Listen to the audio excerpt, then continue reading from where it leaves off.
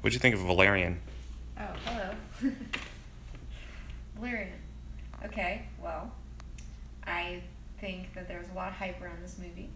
I think we were all really excited and hoping that we were going to get a new Fifth Element. Because everyone loves The Fifth Element. That's one of Luc Besson's most beloved films, most impactful films. Although The Professional is amazing too. He's made other good films. I haven't seen Nikita, but he's made some good stuff. But lately though, I've been skeptical about Besson. I feel like he's kind of lost his touch. What? Right? Why? I feel like Besson has lost his touch.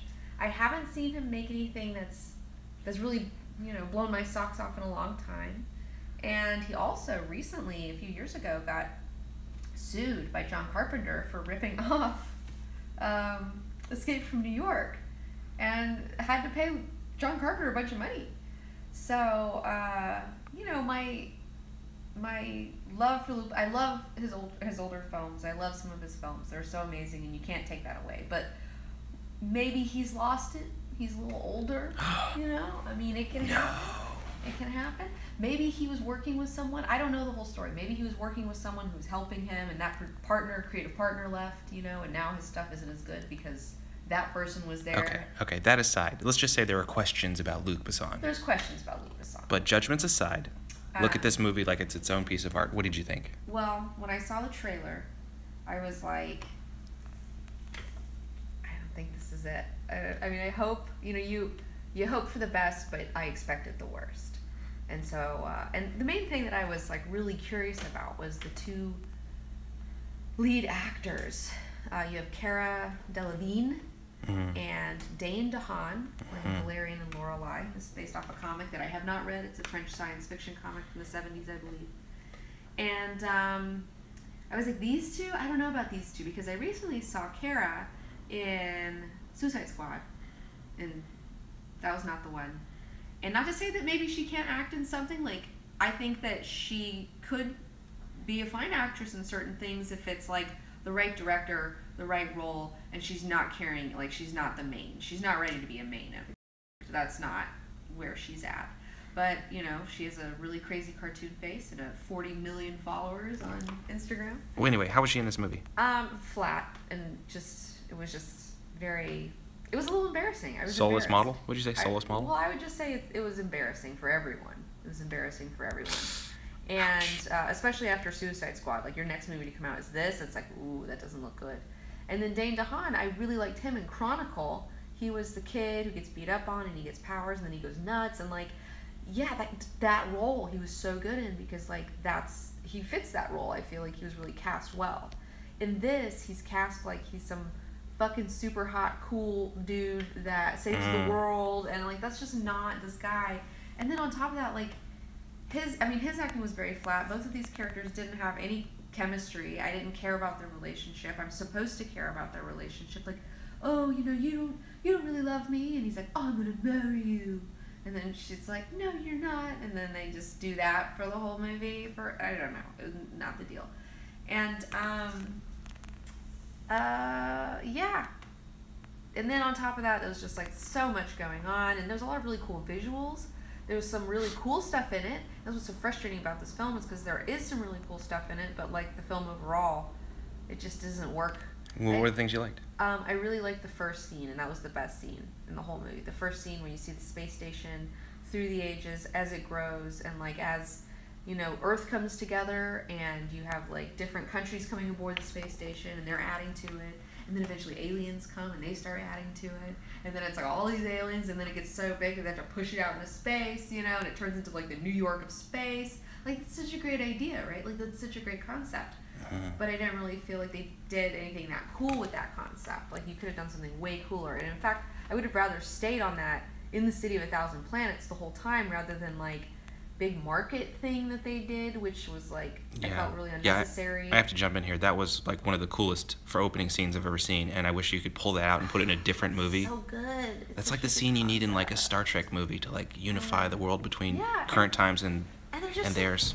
There's just like okay, if you think about the Fifth Element, like part of the Fifth Element too is like it's just so that's so much style. And I'm not just talking about costumes and color palettes and stuff like that. I'm talking about the directing has so much style. There's so much music in the music in it. It's like directed to this music that's like really in your face a lot of the times, and it's just like just so much style. There's so much style in this film. And this movie, just like the music, the sound design was just like, oh my god, like the music was not there. It wasn't cool or funky or fun. And it did have some of the Mobius costumes, though. He had some cool costumes, and he hired a lot of really great concept designers to work on this, and there was a lot of really cool concepts and a lot of cool makeups and a lot of cool outfits and puppets and like CGI things. I mean, there's a lot of cool things in it. But overall, like, I didn't care about the characters, and I didn't really care about the storyline, and there was like, I mean, there's these really cool looking Barbie fish alien sparkle people that were like really cool looking. But at the same time, I don't know them enough. Like, I never felt like I emotionally invested in any of this. But it was unique to see a sci-fi movie that creates a whole alien planet for itself to portray. Yeah. And I like the idea of, like, after we follow up the first scene of the City of a Thousand Planets being built, then we cut to this scene of this alien planet. You don't know where you are. You don't know why you're there. I went on a little too long, but I was like, okay, like the first scene and the second scene, I was like, all right, yeah, I'm with you. Those were the two best scenes. Okay, and then from there, as soon as the main characters, like, as soon as... How did this happen? How did they cast the worst two actors I've ever seen in a blockbuster movie? That's what I'm so curious about. It's like, why did you cast these two? Like, if you had like some real like actors who could like carry a movie and had a lot of charisma and had chemistry, like, you could have, I think, saved this film. Different actors would have saved the movie, I agree. Also, though, I do feel like I wish it was on film and not digital, because I felt like the digital just looked really flat too, you know? Like the whole movie was just flat. Like the acting was flat, the story was flat, the filming was flat, the music was flat. I think those two main actors just made everything look worse. It was painful to watch, and it was also a huge flop. It was a huge flop, and like, what's Luc Besson gonna do? What's the story on that one? What's Luc Besson gonna do? Biggest independent flop of all time. Biggest independent flop of all time. I haven't looked at the numbers like recently, like, you know, up to date, but it had a $17 million opening in the United States, and it costs over $200 million to make, and this is an independently financed film, and China is just going to stop financing.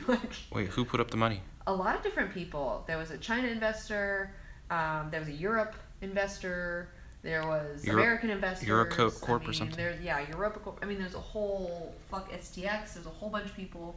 And it's like, who's going to be left holding the bag? Luc Besson invested in it. So, I mean, it was just like this whole thing. Do you think Luc Besson's done after this? Well, maybe.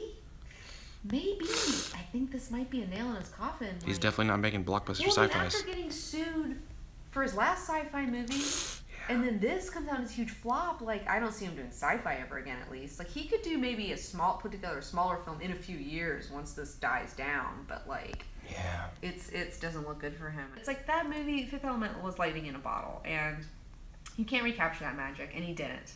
Well, at least they both had one magical movie, or multiple ones. Yeah, and I mean, I'm not saying that I wouldn't want those movies to be in existence. I think they're important. I'm glad that it happened, but it's sad to see their egos pushing them to, like, prove to themselves this thing, and then they besmirch their own legacies by trying to go back. Is there anything you should go see Valerian for? No.